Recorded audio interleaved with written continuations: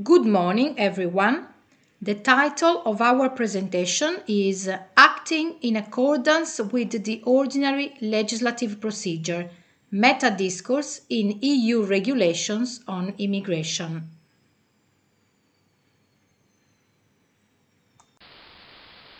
In slide number 2, you can see a brief outline of our presentation. After looking at the theoretical framework which forms the basis for this study, we will introduce our corpus and the methodology used to analyze it. This work is still in progress, so today we will show you the findings, both qualitative and quantitative, that we have so far. We will explore EU regulations as a type of legal genre with specific features. This investigation is an example of the linguistic analysis we carry out in the context of our translation teaching courses at the University of Cagliari, and therefore is of interest for students who are future professionals in the field of institutional translation at a European or even global level. Finally, we will try drawing some conclusions. First of all, let's have a quick look at the type of documents or instruments issued by the European Parliament and Council. There are regulations, directives, decisions, recommendations and opinions, as explained by this table taken from the book The ABC of EU Law. In particular, we are dealing with regulations today, which are the most binding documents among these ones. They belong to secondary law of the EU. They are legal acts of the EU, in the sense that they are equivalent to acts of Parliament. They are directly applicable and enforceable in all member states simultaneously, and differently from directives, they do not need to be transposed into national law by means of implementing measures. They override all national laws dealing with the same subject. What they say is law, and this is particularly important for our linguistic analysis of translation. In slide 4, you can see some basic principles which have to be taken into consideration when studying or dealing with EU translations. First of all, we have to take into consideration the concept of institutional multilingualism, which means that all the languages of the EU have an equal status.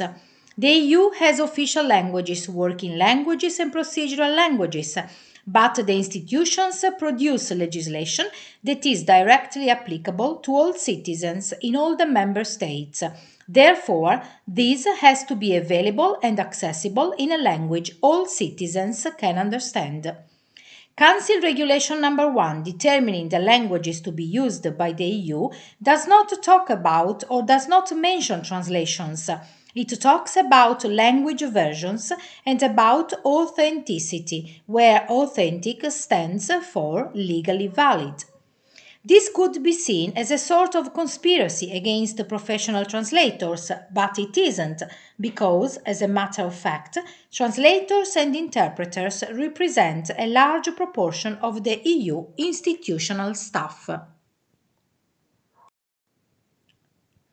The basis for our study is represented by systemic functional linguistics. A clause is a unit in which meanings of three different kinds are combined, each expressing one kind of semantic organization. When we talk about field, we're talking about clause as representation. When we talk about mode, we're talking about clause as message. And when we talk about tenor, we're talking about clause as exchange. A comprehensive classification on functional criteria is offered by Halliday and Matthiessen. For the scope of this work, we limit ourselves to metadiscourse, which primarily serves the purpose of textual and interactional organization of the text.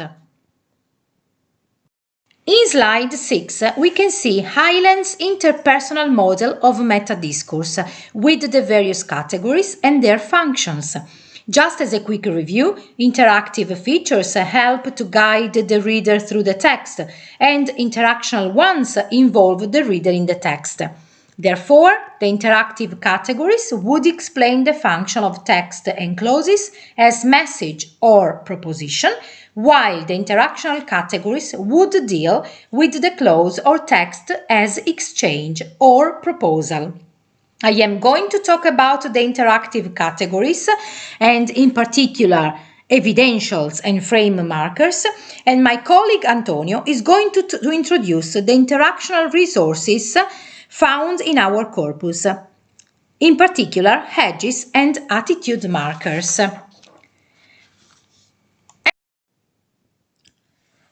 As you can see from slide 7, we carried out a quantitative analysis using Sketch Engine, a corpus manager and text analysis software.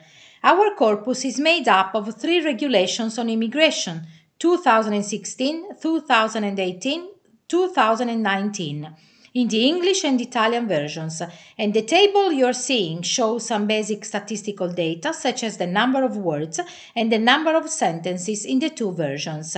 Using this concordance software, we searched our corpus for the items in Highland's 2005 list of Metadiscourse features in academic writing.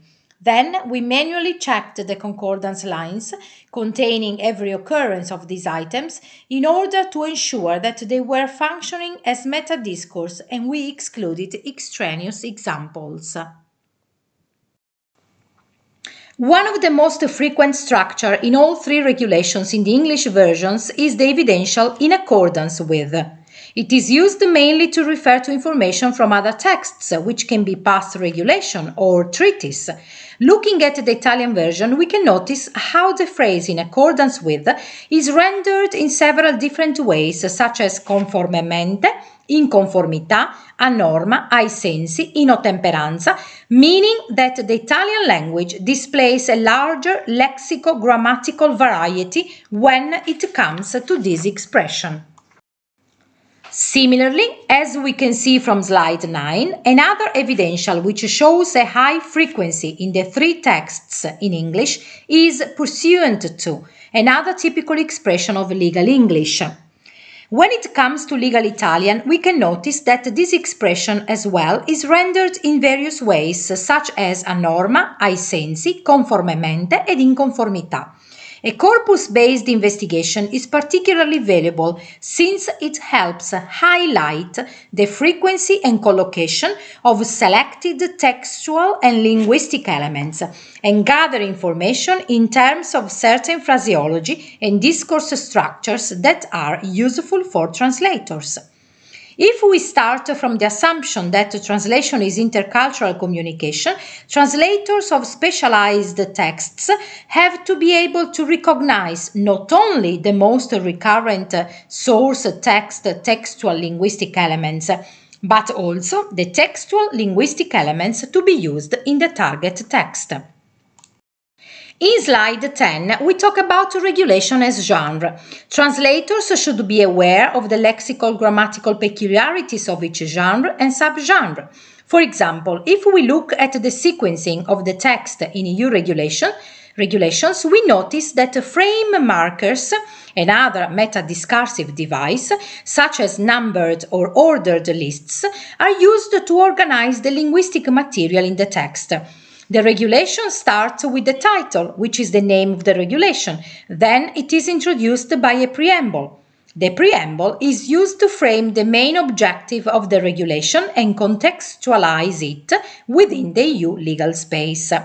Then, whereas introduces motivations and reasons before the main texts with chapters and articles, numbered, ordered lists covering substantive provisions, definitions, rights and obligations. Then we find the final clauses, which represent or perform the entry into force of the regulation, and then annexes can follow. Slide 11 shows an example of the preamble. This refers to various other documents, such as the Treaty on the Functioning of the European Union, to the European Commission's original proposal, and so on, and to the expert opinions used to draft the regulation. This regulation is issued after transmission of the draft to the national parliaments, and the adverbial whereas introduces several points that contain the main premises, explanations of motivations and reasons. In slide 12, you can see the typical final clauses in a regulation. This part is called entry into force. A typical feature here, as in other earlier parts, is the use of the modal shall, as in this regulation shall enter into force, or this regulation shall be binding, which exemplifies the binding and mandatory nature of this type of text. Simultaneously with its organization as a message, the clause is also organized as an interactive event involving the writer and the audience. In the clause as exchange, the content of the text is conveyed through the act of speaking, that is, that the writer adopts for himself a particular speech role and in so doing assigns to the reader a complementary role.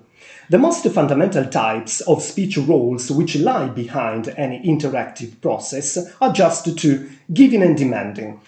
These two variables, when taken together, define the four primary speech functions: offer, command, statement, and question.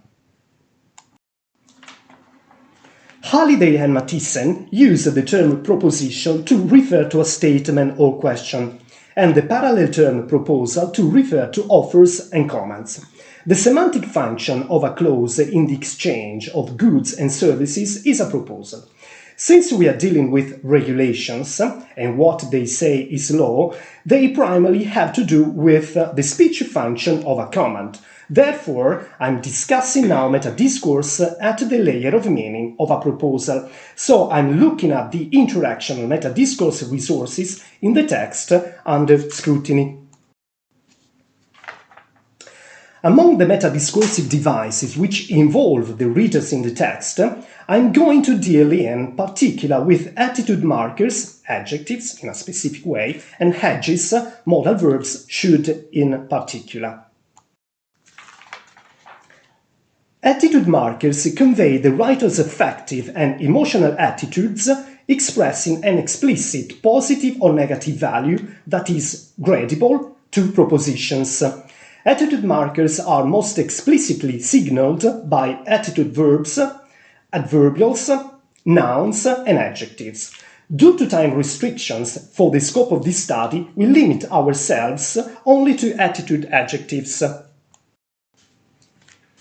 In this study, we are not taking into account determinative adjectives, that is, deictics, numerals, and classifiers, as they are defining adjectives and convey an experiential metafunction in the clause. As for instance, illegal immigration taken from Regulation 2019, in which the adjective is a classifier and has defining function within the nominal group. We take into consideration only epithet since it does not indicate an objective property of the thing itself, but some quality of the thing, expressing, in so doing, the writer's subjective attitude towards it, thus representing an interpersonal element in the meaning of the nominal group. The line between epithet and classifier is not a very sharp one, but it is possible to recognize some significant differences. Classifiers, from a semantic point of view, do not accept degrees of comparison or intensity. For instance, we cannot have a more illegal immigration or a very legal immigration. But classifiers tend to be organized in mutually exclusive, discrete and exhaustive sets. Immigration is either legal or illegal. In the corpus under scrutiny, we found a positive adjective of the attributive type, for example, in Regulation 2019 appropriate safeguards, and of the predicative type, it should therefore be possible for immigration officers and so on, taken from Regulation 2019. As stated above, a crucial feature of epithet, in contrast to classifier, is that they are semantically not extreme or absolute in nature, but they are gradable, describing qualities that can be measured or graded in some way. In the following example, the positive adjective good has been intensified by the use of a comparative better management of immigration taken from Regulation 2019. According to Halliday and Halliday-Mathiesen, expressions of attitude tend to be strung prosodically throughout the clause. Accordingly, interpersonal epithets also tend to be reinforced by other epithets, forming accumulations that create rhetorical figures of words, all contributing to the same meaning function.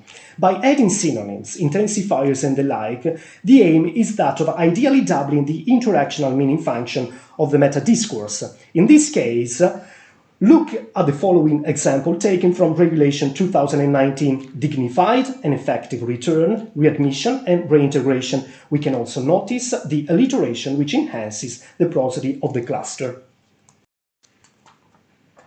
As you can see from this slide 20, the quantitative analysis revealed the occurrence of such adjectives as appropriate, better, effective, possible and relevant in all the three regulations under examination. Let's move to hedges.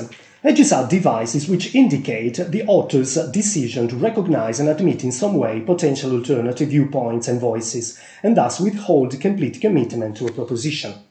Hedges highlight subjectivity of a position by allowing information to be presented as an opinion rather than an objective fact, and therefore open that position to negotiation. For the scope of this study, we dealt only with modal operators and, in particular, we looked at the three categories of hedges which play a major part in EU regulations, should, may and shall. This table shows the occurrences in the three regulations. In a regulation, what they say is law. So, looking at the sentence from a proposal point of view, the meaning of a positive and negative poles is prescribing and proscribing. Positive imperative do it and negative imperative don't do it. But occurrences show the presence of devices in a semantic space conveying intermediate possibilities. These different scales of obligations are defined as modulation and are expressed through in either two ways, by a finite modal operator, modal adjuncts, and of course by the combination of the two. Modal auxiliaries, whether deontic or epistemic, can be interpreted as hedges whenever they express a certain degree of vagueness. Due to time restrictions, we are now going to deal only with should. In the first example from Regulation 2016, there is no explicit obligation to involve EU member states' authorities further with the transmission of information, merely that greater involvement would be the best idea. Any exchange or transmission of information and documents by the authorities of the member states should be in accordance with Directive 95. In some cases, should occurs with some adverbial edges where possible and relevant, enhancing, in so doing, fuzziness and thus producing vagueness and indeterminacy. Indeed, all these devices reduce the generality of a proposal and, of course, of a proposition by limiting, to a certain extent, its objective relevance. Let's look at the example taken from Regulation 2019. Information on the composition of migratory flows should, where possible and relevant, include information on declared migrants' age, gender profile, and a family, and on unaccompanied minors. The modal should has been translated in two different ways, according to its different syntactical construction. With the mood of condizionale in the present tense, dovrebbe, dovrebbero, in which the modal verb dovrebbe governs the infinitive form of the main verb that follows dovrebbe rafforzare, dovrebbe adottare, dovrebbe assicurare, or, as an alternative, when the conditional form of the modal verb governs the two auxiliaries be or have, the translation has been rendered with the predicative adjective è opportuno, stressing convenience and appropriateness. In both cases, with conditional mood and the predicate adjective, the meaning is not assertive, but rather seeking corroboration, by rounding off and smoothing the locutionary force of the peremptoriness of the regulation should signals vagueness and thus confirms the medium strength and the freedom of action. Modality acts like hedging, emphasizing the weak, tentative nature used not for command but for advisable action in cooperative speech. Although the general tendency of lawmakers is that of avoiding ambiguity where possible, The role assumed in prescriptive regulations is rather remarkable, as already seen from the quantitative analysis carried out in this study. Let's come to the conclusions. Concluding what we showed so far is an example of what we do in our translation courses at the University of Cagliari.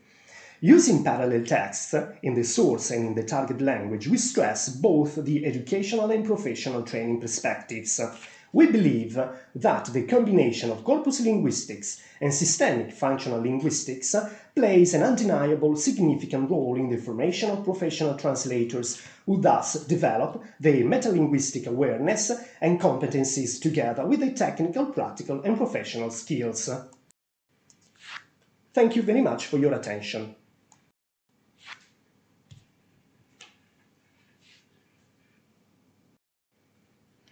In slide 2, you find a brief outline of our presentation.